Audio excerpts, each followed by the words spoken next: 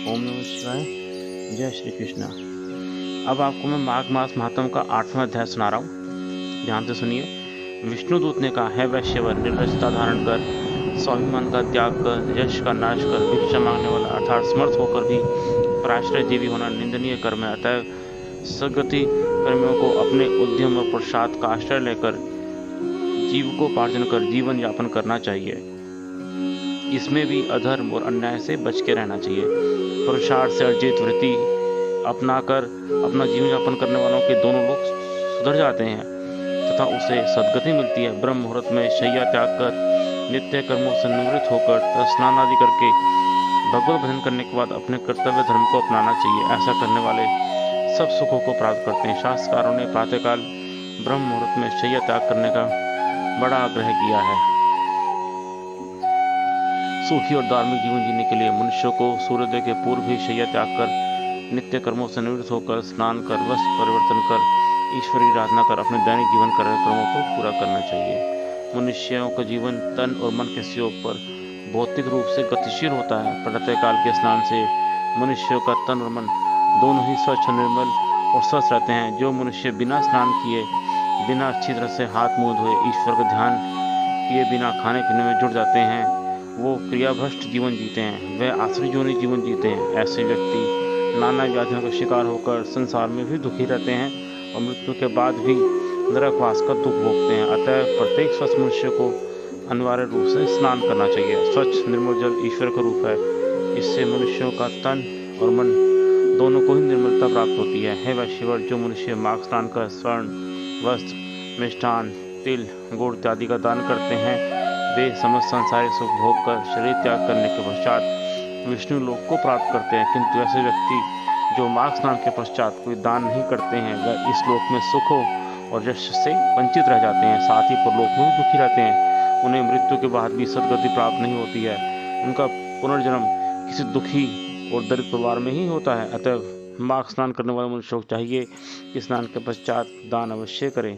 इसी प्रकार है वैश्यवर, जो मनुष्य धर्म में आस्था रखते हुए सत्य वचन बोलते हैं, मृदु वचन बोलते हैं, क्षमा दया अहिंसा का पालन करते हैं, क्रोध से दूर रहते हैं, गुरुजनों का आदर करते हैं, ऐसे व्यक्ति सदा सुखी रहते हैं। इसी प्रकार जो इनके विपरीत पापयुक्त आचरण करते हैं वे सदा दुखी रहते हैं। हिंसा चोरी और पर स्त्री गमन करने वालों हमेशा नरक में ही जाते हैं। इसी प्रकार मनुष्यों को तीर्थों के पाप से ही बचना चाहिए।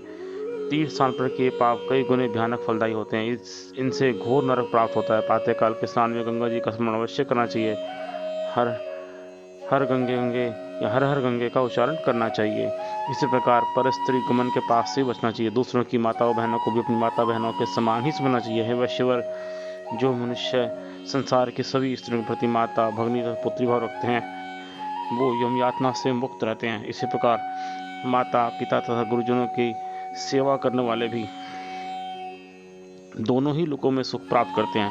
इसी प्रकार जो स्त्री अपने शील धर्म का पालन करती हैं वे भी दोनों लोकों में सुख प्राप्त करती हैं। स्त्री को चाहिए कि पर पुरुष को पिता अच्छा भ्राता के भाव से देखे, उनके प्रति मन में पाप विचार ना लाए, सास ससुर पति व अन्य परिवारजनों की सेवा करे, सदाचार मर्यादा इत्यादि का पालन करे। ऐसी स्त्री दोनों लोगों का सुख निश्चित रूप से प्राप्त करती है। इसी प्रकार जो ज्ञानी मनुष्य दूसरों के अज्ञान का नाश करते हैं, उन्हें धर्म ज्ञान देकर ज्ञान के सन्मार्ग बुलाते हैं, ऐसे महापुरुषों के लिए कहा गया वह अपने इस सत्कर्मों से देवताओं द्वारा भी पूजित होते हैं। इस प्रकार आदर्श महापुरुषों महात्मा इत्यादि की जो विशेषताएं बताई गई हैं, इस प्रकार के आदर्श जीवनधारी व्यक्तियों से दुख सदा दूर रहता है, वह मनुष्य सदा सुखी रहते हैं।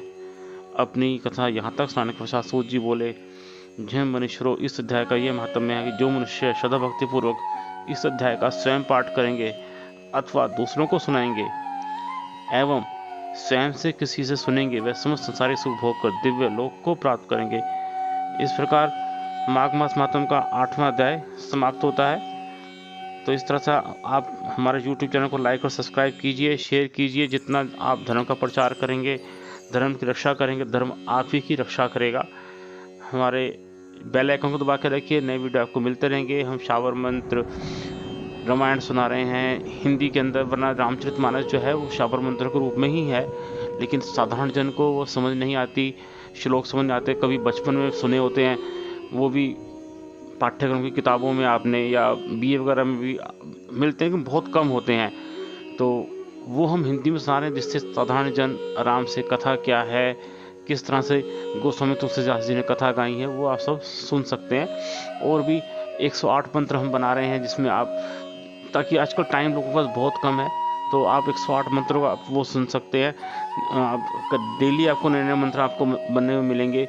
आप प्लेलिस्ट है उसे चला लीजिए, तो डेली ही 2-2 3-3 मिनट के वीडियो हैं, अगर चल जाएंगे तो जीवन से कष्ट दूर होते जाएंगे। धन्यवाद।